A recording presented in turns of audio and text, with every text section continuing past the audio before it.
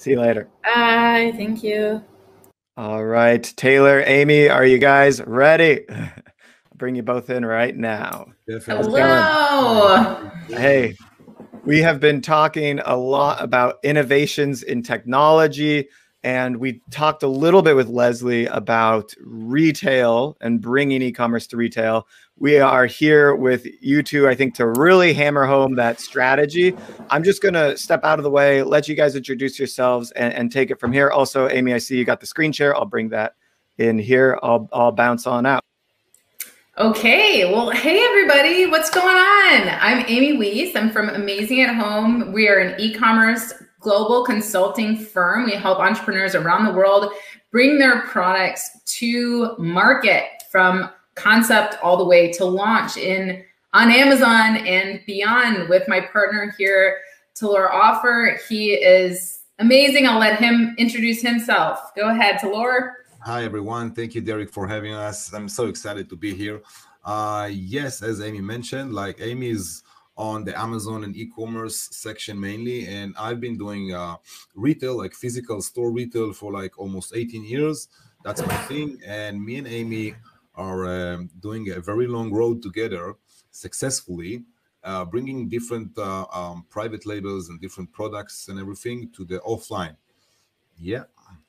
All right. Well, today we want to talk to you guys about expanding your sales channels beyond Amazon or your own website, insert e-commerce platform here, because there are so many really, really great retail channels that you can sell in. So we're going to talk about that today and hopefully give you some great tips to help you prepare your products for going into those retail channels.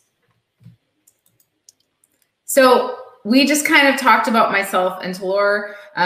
We have combined 27 years of experience in retail and e-commerce. So we're excited to be bringing this to you guys today. You can find me at amazingathome.com and Talor at Retail Empire. And I think we showed the link earlier, so we'll move on. So what is the opportunity beyond Amazon? More than 90% of retail is actually not on Amazon. I love Amazon. Don't get me wrong. Like, it's a major sales channel for me and my products. I do have my own private label brands. And, you know, Amazon is awesome. I also sell on Walmart.com. I sell on my own website, a few other e-commerce channels, but 90% of retail is off of e-commerce, right? E-commerce has that like 10% wedge there, a little over 10%. And the rest is not in e-commerce. So we're talking about how you can really increase your sales by taking advantage of the 90% of retail that is not in e-commerce. There are literally tens of thousands of stores, even in your region, where you can offer your products. And a lot of people just aren't really sure how to do that. So it seems like it's really, really hard to do, but just like in e-commerce, when you learn how to do all the logistics and how to get things done, your workflow can be really simplified.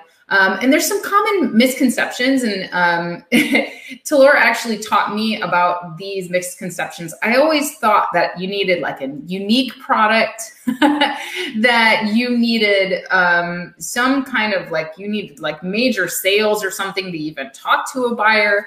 And I learned that it's quite the opposite. You just need really, really great branding and some other things that we're going to talk about today. So don't be afraid to, hopefully after our session today, you won't be afraid to approach retailers.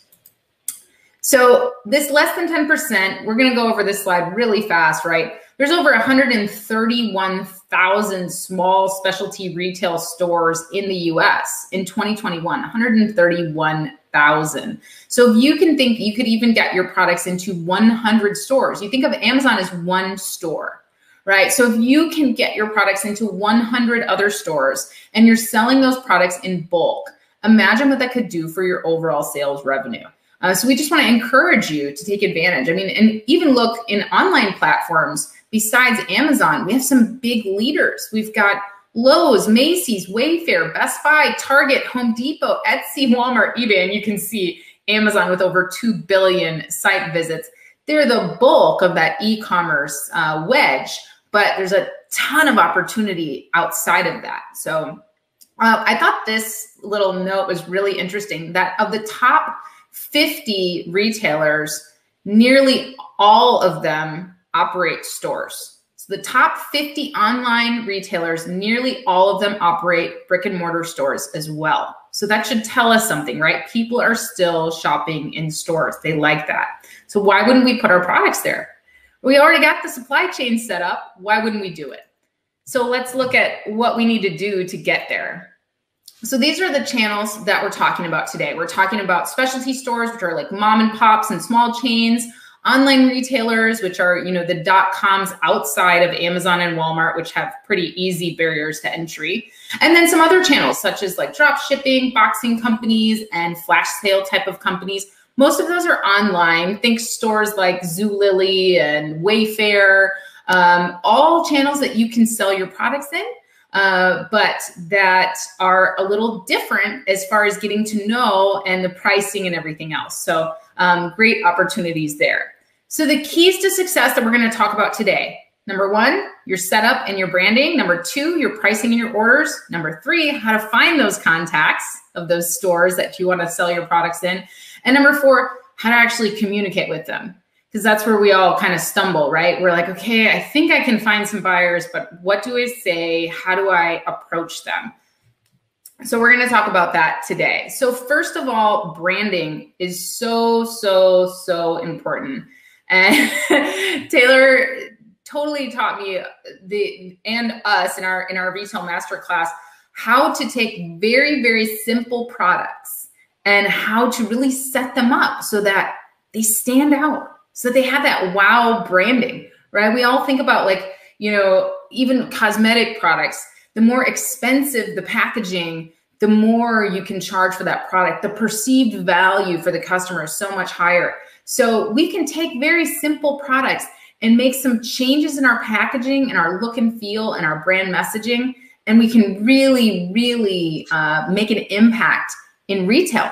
So, you know, it's definitely something that you can look into. Catalogs are also something that we use in brick and mortar channels that we don't use really in e-commerce, right? To list in e-commerce, you create that catalog online. But when you are looking to talk to buyers, you need to have something to show them what your catalog looks like. So catalogs are really great. And a little hack that we're going to give you is you can actually show previews of new products that you don't even have yet. And you can gauge interest that way. So if you're about to launch a new product, throw in a catalog with some different variations, send that out to some buyers, and you might get interest and be able to get some orders before you've even launched. And that will really help you up your numbers. Anything you want to add here on branding? Yes, definitely. Well, you know, Amy just mentioned about, you know, offering a product that does not even exist. So as long as you have samples, even if they're not finalized, they're not, you know, still don't have the really final packaging or final finishes and everything. There's a good example for that. It happened to me 2 weeks ago. I was talking with a subscription box, one of the big ones in the States, cosbox.com. You can check them. And they were about to order like a very big quantity of a product from one of my customers. And the product, well, in this case, it exists, but the only thing they wanted to see is a sample. And, you know, this lady that I'm talking with, she keeps samples at her house. So she shipped it from her house. And then the order that they are writing to her is quite huge. I don't want to say numbers, not to have people falling from the chairs, but very huge order. But then the order is meant for August. So she has all the time in the world to go ahead and produce. So what I'm saying here is that if she would present that in the catalog and would not have live inventory or even a product produced already, she could still get that order. So when you show a catalog, if you can have, let's say, out of like 5, 10, 20 SKUs, you can add different variations to those SKUs and offer them as a product, or even a whole new product that does not really exist yet. Yeah, I just wanted to add that thing. And yeah, as for branding, I mean, what I see, and I see it a lot, you have to wow them. That's the key. That's the key word. I always repeat that wow thing. That's the only not only, but the best definition that I could find for what is branding all about. How would you make branding really work for you? Because think about Amazon.com. If you show a picture of the product, you know that the picture has to be 100%, 1000% perfect. Otherwise, people would sit there and go on scrolling to the next thing. And it's the same thing with retail. If you show it to buyers or to any other title that are back there in the other side, and they don't see something that attracts them, you lose them. They lose you. See what I'm saying? So branding has to be wow in terms of colors, in terms of language. Well, I guess that most of the people who are here today, if not all of them, heard quite a lot about branding, because there's a lot of things going on with people talks about branding. A lot of professional knows a lot about branding. The only thing that I could add to that is, again, the wow thing. You go ahead, Amy. Sorry. No worries. I would agree. Wow, the wow factor is huge, and it just needs to be cohesive as well. So let's talk about pricing. This is the second consideration for expanding. Right now, if you're on Amazon, you're selling on Walmart, you're selling on your own website, you kind of know your numbers, right? You know what you source it for, you know what you sell it for. But now when we're selling our products wholesale to retailers, we have to introduce another layer into our pricing. And so we have to really make sure, number one, that we have enough margin to be able to sell our products at a discount at a wholesale price, because retailers buy your products usually at the standard is 50% of your retail price. So if you're selling that product for $40, you're going to sell it wholesale for $20. And that leaves the retailer enough room to put it on their shelf, mark it up, and be able to make a profit on it. So hopefully your margins are big enough so that if you're selling it to them for 20, you're not sourcing it for more than 10, so that you can make sure that you have the space in there to make a profit at both your wholesale margin and direct to consumer margins. So pricing is the second thing that you really need to kind of understand and get right in order to move your products into retailers, because that buyer, after you reach out to them and you present them with your wow brand and you show them your catalogs and say, yeah, I got this really great product that would be great for your store, they're going to say, all right, send me the details. What can I buy it for? What's my MOQ? Where's it shipping from? For me, it's FOB San Antonio. So I need to make sure that I have that pricing set up ahead of time. So make sure that you understand what your wholesale price is, what your landed cost is, what your MSRP is, and that you're creating your products in such a way or packaging them in such a way that your pricing is not an issue between your online sales and your in-retail sales. So if you're one of those private label Amazon sellers that loves to change your prices all the time, maybe you create different packaging specifically for retail so that your retailers aren't getting upset with you for selling it to them. Let's say your MSRP is $40. You sold it to them for $20, and then you put it on sale on Amazon for $23.99. And, right. All of a sudden your retail partners are going, hey, now wait a minute, you're competing with us now. The deal is we don't want to do that. So if you are one of those that needs to be able to change your price, maybe the competitive landscape's a little bit different online, you should be planning for that ahead of time, but just make sure that you have a pricing strategy. Do you want to add anything to this, Talor? Yeah, just to keep in mind, everything that you said is so correct, but just to keep in mind that, different platforms, different pricing, meaning, for instance, I had my weekly call this week with Macy's, and, I was talking about pricing with them. With Macy's, most cases, you can have very good pricing. You can have sometimes even more than what you expect to get, because they sell for high price at the end of the day. Obviously, yeah, if you have it on Amazon for, let's say, $40 and you want to have it on your website for $60, then yeah, you have an issue here. You have to to play with the numbers. But then if you go to subscription boxes, it's different. And if you go to local stores, what we spoke about in the beginning, which is moms and pop stores, standalone stores, you would probably most cases you end up selling them for like somewhere around half of the MSRP. So that would be the wholesale price. So you have to know what are the channels and what pricing would fit each and every one of them. Because if you do the same pricing for all of them, then you lose the business.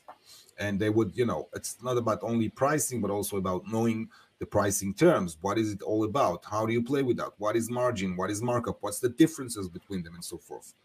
Yeah, so learning the language is really, really important. Just like you had to learn the language to sell in e-commerce, you had to learn all those acronyms. You need to learn the same for selling in retail. And then, as Talor mentioned, there's different terms and pricing for each platform that you're working with, each buyer, so just have those conversations. I know when I went and pitched Walmart, they asked me all kinds of questions that I didn't necessarily, they threw some new words at me that I didn't know about. And I just made sure that I was transparent and said, hey, I'm sorry, this is my first time selling to a Walmart. I don't know your language. I'm here to do business with you, right? That's the bottom line, is just be transparent and make sure that before you give up any pricing that you're understanding how it works and what you're dealing with there. So finding buyers, this is the big thing, you guys. We mentioned over 131,000 just specialty retailers. Those are like little moms and pop shops and stuff like that. So many, the trends right now in the US are like strip malls, and next to big department stores, there's lots of like strip malls in every community with smaller stores. You can sell your products in any of those. These stores, they need your products. So there's nothing wrong with going out and finding those buyers. So you can search for contacts in places like Yelp, LinkedIn, and different directories. And what you want to know when you start reaching out to people on these platforms, you want to make sure that your brief is good. So what do you look like when if you're reaching out to buyers on LinkedIn? How does your LinkedIn look? Does it present that, that you're the person who should be reaching out to buyers, right? Is it a professional image? So you want to make sure, just like you set up your Facebook page to look great for your brand, you want to make sure that you're doing that across your channels, that everything looks good, that it looks good for buyers, your website, your branding, all of that. And then when you're making your initial contact, you want that to be short and concise. I know how many of you have gotten spam messages on LinkedIn that are like 2 miles long, and the person's just going blah, blah, blah, blah, blah, blah, blah. Like, nobody wants to deal with that, right? You're gonna get the block button if you do that. So your initial contact should just be professional, short, and concise, and then the key to success is in your follow-up. So first, just make initial contact, find those buyers, make that initial contact, say hello. Hello, how's it going? Love your store, great to be connected with you here on LinkedIn, whatever, right? And then when you're following up, that's when it's just like if you're trying to work with an influencer. You don't want your first message to that influencer to be like, 2 miles long and blah, blah, blah. You're throwing everything at them, right? You want to develop a relationship. And that's what it's about. It's about professional relationships. Your network is your net worth, right? So you're just doing that. You're reaching out to folks. Taylor's an expert at this. He's got his VAs like trained to do it for him. He's amazing. And so, he taught us during our retail masterclass, he taught us exactly how to do this, the nuts and bolts of how to reach out to buyers. And I was impressed at how simple it was. I was totally overthinking it, right? So, Taylor, what do you think about this? What's your tip for this?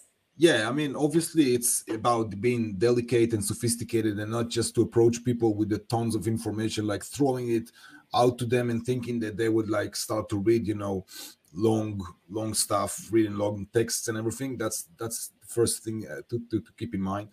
And then, I think, today I'm dealing with a lot of different VAs that are doing this job for me, but back at the time when I started all these things, I was doing it myself. I had to realize what would be the best thing, for my business, to say to people, how to introduce it, what brief to use. Only when I knew what contacts I'm looking for and so forth. Only when I knew all that, I was ready to give it to my VA and have him, doing it for me. And even though I do so, I mean, I would still need, to keep an eye open, because you know how it is with VAs. But yeah, I mean, this is like gold, what you're seeing here. And I would, if I had to pick, the goldest gold inside here, then out of Yelp, LinkedIn, and other directories, I would definitely pick LinkedIn, because LinkedIn, people might not be aware of that, but as of today, I see it, and not only me, this is like the best social platform on earth, the best one. Your exposure, the way you can contact people, the way it works, that it's mentally and not only mentally, but also generally, all this atmosphere around it is all about making contacts and making business. So that's exactly what you're looking for, but you just need to know how to use it properly. And there's the pro tip, which I leave for you, Amy. Yes. Oh, the pro tip. Okay. This is what I did wrong, you guys. For years, I did this wrong. I was trying to get into retail stores, and I was filling out online forms. I was going to the websites. I fell for a lot of the big conglomerates that say, we introduce you to all these buyers. It's literally a black hole. It's like a waste of your time. So I filled out so many online forms thinking that I was going to be introduced. And yeah, that didn't happen. So it's a lot better to just set up your stuff and make connections. And yeah, so don't ever fill out online forms. Yeah, good tip. All right, so this is really it. We've kind of covered, you guys, some topics here, and this is what we cover in our masterclass. Is really how to. Our first module is all about how to like set up your products, how to look at what categories your products are sold in stores, how to do the research to make sure that you're reaching out and setting up your brand properly, reaching out to the right people. Our second module is all about pricing and orders. So we're teaching you how to like set your prices, how to ensure that you know how to deal with different prices with different buyers, how to take orders, how to send invoices, how to do all of that. And what's great about our program is Talor lives in Israel, and he sells his products to retailers all across the US. So a lot of our people that take our program are actually overseas, and they learn to set up their stuff. We give them the resources, the logistics providers, the distributors, everything that they need to set up a successful business in commerce here in the US in retail, even if you live overseas. So don't think that that limits you. And then our third module is all about setting up your branding and your visibility. Like, what does your website need to look like? What does your LinkedIn profile need to look like? How do you need to, appear to buyers? How does your branding need to look? All of that, we cover all of that. How to create catalogs.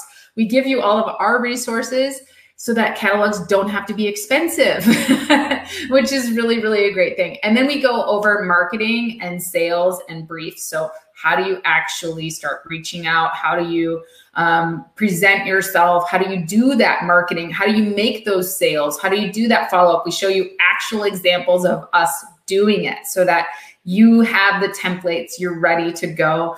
And then finally, our last module is all about finding those key resources. So you've set everything up, you're ready to go, you're ready to make sales, you're ready to take orders, but then how do you actually find those key resources and make contact with them? So that is our whole class. If this is something that hopefully our tips today have given you guys some things to start considering in getting your products into retail. But if you want to learn the language firsthand from people that are doing it every day, you can learn from us. And we've got the link down there. And then we do have some bonuses. We do provide templates. We give you pretty much everything that you need to get started. So, your invoices, your payment forms, your line sheets. We give you example catalogs, email templates. We give you contacts as resource connections, all of that kind of stuff. And then, of course, we introduce you to a few of our retailers that are in our massive database of contacts to get you started, because we're committed to your success. So that's it. You can sign up at amazingathome.com/retail. And I think that's it, right? Right. I would just add one very important thing to that. You know, there's something about masterclass that when you learn it and you see all the theory and everything, and you get excited about it and everything, and then you start thinking, you know, I'm going to do it like that, like this, and you have your plans and everything is in place, and then, you know, you're at the beginning of the thing, and then all of a sudden something inside you start to shake. You know, you're like, what am I doing? Is this the right thing? How do I really start? I mean, I know everything, but I feel like I'm not sure. That's where I step in. And we are having our, you know, masterclass private group, and I'm weekly giving updates about new platforms and new channels that I'm opening all the time, doing business with. And I'm literally introducing you myself to my own connections in this masterclass, so that your business could really kick off, and you start to see, oh, they sent me an email, oh, they want this order, oh, they wanted this, they want samples, and so forth. And then you get into the business, like, you know, to start the ball rolling. That's the kick that you would need, and that's what I'm doing, because I know where people come from when they start a business, you know, taking their business to the next step. Yeah. Now I've got a question for you guys. This look, I mean, obviously, I think you make the case for moving into retail very strongly, and I think a lot of merchants today that maybe aren't there right now are now going, oh my gosh, let's jump on this. But be real with me. How much time do I need to dedicate to get this done? Because it could be a person's full-time job just moving into retail. And we've got merchants here watching that are already spinning 500 plates and probably got 3 other ideas. Oh, I'm going to do augmented reality. Oh, I'm going to do live influencer marketing. It's like, so how do we prioritize this and help the merchant decide when to execute on moving into retail? So I'll divide the answer to two sides, 2 points. And I'll give the second point to Amy, because while our masterclass, she was using everything that I was giving there in order to implement and actually doing it, you know, in real life, live during the sessions, which is amazing. So before that point of Amy, I would just tell you that, you know, recently we had back in Israel a lot of lockdowns, and schools are closed, open, a lot of, you know, whatever it is. And I have my own business. I have a couple of them. And then my time was not limited, but super limited. I only had like 3 to 5 hours working in the evening. My day was like totally for the family. I had no other choice, because, you know, lockdown and everything. And that brought me the very, you know, precise answer to your question, because until that point I couldn't say, because sometimes you work and then you think, okay, I'm going to do that as well and that as well, and then you plan 2 hours and you end up with 5 hours. But I divided my 5 hours to make sure what I'm doing. And I took, at that time of this old lockdowns, I took a whole new line of products with a customer, and I managed to enter them within 3 weeks to, I think, 5 or 6 different channels, very strong ones. And that was something that I did not more than an hour a day. So, okay, you would say, okay, Talor, you know how it works and everything. Yeah, you're already the expert now. Come on. Right. So I would say, I agree. So I would say an hour and a half to 2 hours, at least at the first stage, is great. But then if you really want to go for it, and once you understand the potential, sometimes, and I see it a lot, people would drag into it and say, you know what, it's even much more important than Amazon. I want to dedicate like 3, 4, 5 hours a day for that, because it's worth it. And then when you have the VA stages, then it's a whole start to automate it a little. Like you're like, yeah. So and just coming from my side, you know, most of my stuff is already in e-commerce, but I see the potential in retail, because once you get that workflow set up, it's just a matter of, you know, just like you're replenishing your stock in Amazon, you're replenishing it at your retailer. So it's a really great way to grow your existing revenue, especially if you don't want to add 80 more products to your lines. You know, if you just want to have that one really great brand and you've already got your supply chain and everything good to go, you really have nothing to lose in adding these additional channels and everything to gain, because all you're doing then is filling orders additionally besides your existing e-commerce channels. And that's a really nice thing when those orders are, you know, 80 to 100 units to 500 units to 1,000 to 10,000. I think one of our new retailers that we just brought on, their minimum order is 50,000 units. So, and that's in the beauty industry. So imagine if you could get that set up and you could be regularly replenishing a vendor that's ordering 50,000 units from you at a time. what would that mean for your business? You're spending all of this time and effort already in e-commerce, you know, making these sales. Imagine what it would be like if you could really just establish some more channels, and it just would make the difference in your revenue. And it's a lot easier. You don't have to advertise. They're paying for shipping. So it's a lot easier in some aspects once you get everything set up. I gotcha. So definitely the stage at which to do this is when I have strong supply chain management. I can make large purchase orders myself. So I need a little bit of cash flow, perhaps myself, to manage this process. Do the retailers often do nets on their payment period that might break my cash flow? Yes, they do. But here's the thing. I mean, if you go, it depends what channel you choose. If you go to the .com, it's easier in terms of, you know, cash flow. And if you go to the specialty stores, the mom and pop stores, it's even much easier because mom and pop stores are paying cash before delivery, which is like, you know, it's heaven. It's sometimes, you know, up to orders of like $2,000, $3,000, $5,000, $6,000, they would pay by credit card, which is like immediately you see the money and that's it. So, yeah, it's not like when you're dealing with like Walmart or Costco and you're ordering a container load at a time and you've got net 30. It's not like that. We're talking about the 130,000 specialty stores across the US that you can sell your products to. They pay up front and they pay for shipping. I love it. Guys, thank you so much. I hope that everyone here is at least thinking about how to move into retail and going to time out when to take this masterclass. It's the place to go as you break into retail. So thank you both for being here. Thanks, Derek.